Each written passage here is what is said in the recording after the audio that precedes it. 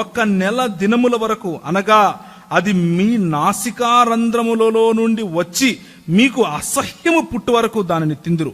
21వ వచనం. ఏమడిగారు వాళ్ళు? చేపలు కావాలి, చికెన్ కావాలి, తెల్లగడ్డలు కావాలి, ఎర్రగడ్డలు కావాలి అని అడిగారు. ప్రభు ఎంత ఇచ్చాడు? అది నోట్లో తింటే ముక్కులోకి వస్తుంది అంత ఇచ్చాడు. అసహ్యం అనిపించింది. ఇంకొకసారి తినరా నాయనా అనుకున్నాడు.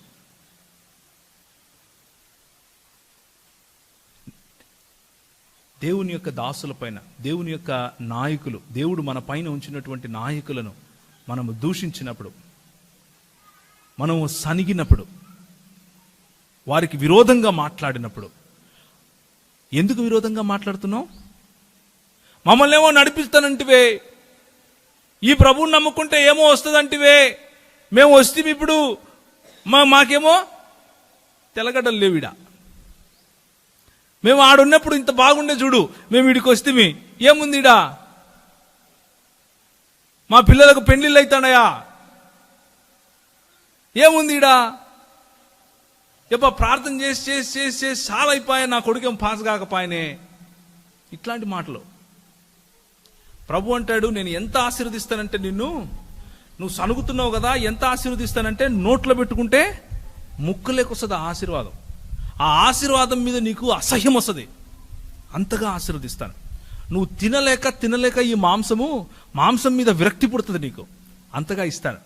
30 రోజులు, ఒక్క నెల అదొకటే తింటావు నువ్వు, ఇంకా నీకేం కనపడదు, అంతగా ఇస్తాడు.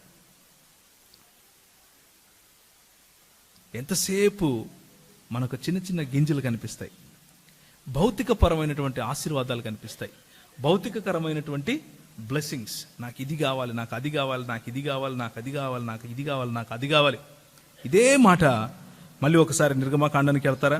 వాళ్ళకి కావాల్సింది తాగే నీళ్లు.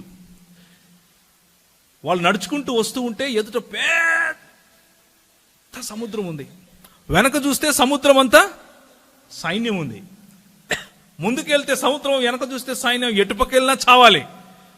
అలాంటి పరిస్థితుల్లో మేము ఏం చేయాలి, మమ్మల్ని ఇక్కడ తీసుకొని వచ్చినావు, అక్కడ గొర్రెలు లేవా, అక్కడ సమాధులు లేవా అంటున్నారు.